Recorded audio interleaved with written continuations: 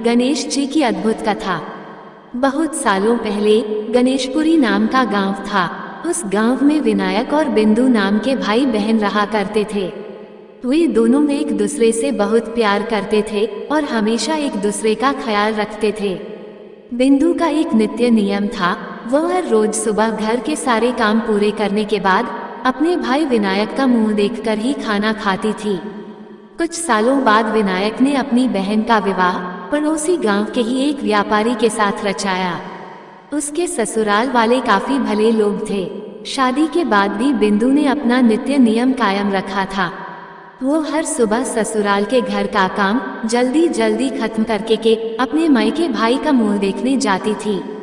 ससुराल से मायके तक बिंदु जिस रास्ते से जाती थी वह रास्ता खेतों से होकर गुजरता था।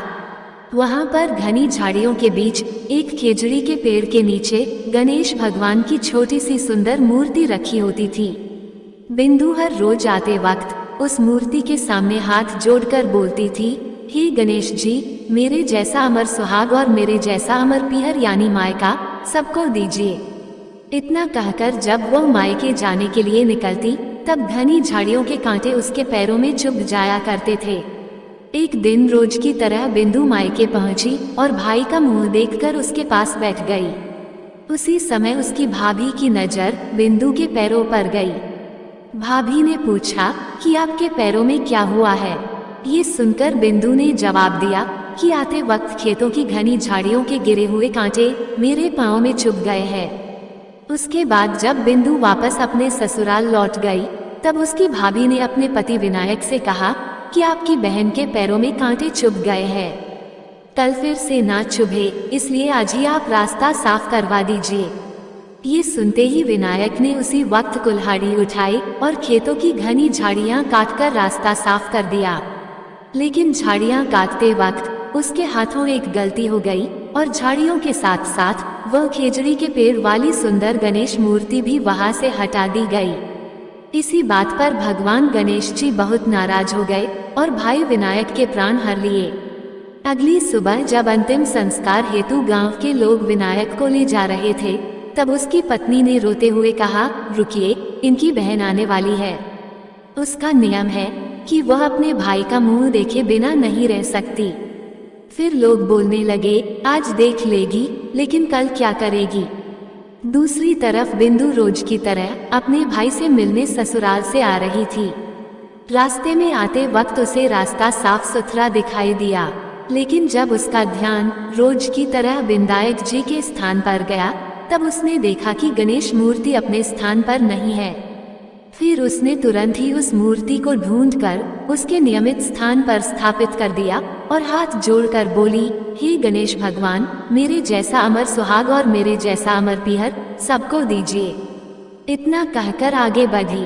अपने भक्त की बात सुनकर गणेश भगवान सोचने लगे, अगर मैंने इसका कहना नहीं सुना तो मुझे कौन मानेगा, कौन पूजेगा मुझे। तब गणेश जी ने बिंदु को आवाज दी और बोले, सुनो बेटी, जाते जाते इस खेजड़ी की 7 पत्तियां लेकर जाओ और उसे कच्चे दूध में घोलकर अपने भाई के ऊपर छींटे मार देना, वो उठकर बैठ जाएगा। यह आवाज सुनकर बिंदु इधर उधर देखने लगी पर उसे आसपास कोई भी नहीं दिखाई दिया।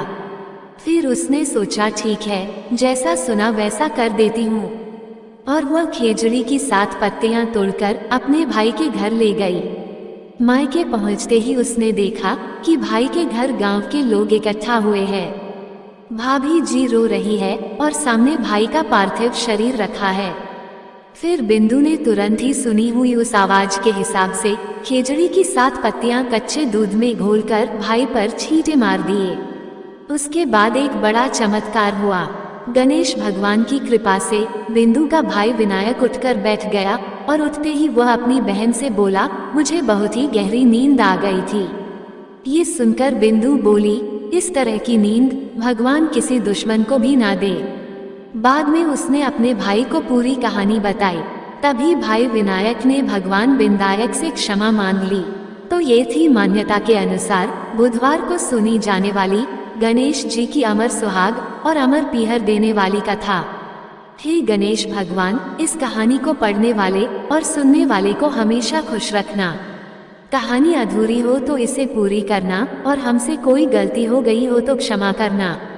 दोस्तों, ये कहानी अगर आपको पसंद आई हो तो कृपया इस वीडियो को लाइक करें और ऐसी ही बहुत सारी कहानियों को सुनने के लिए चैनल को सब्सक्राइब जरूर करें। जय श्री गणेश।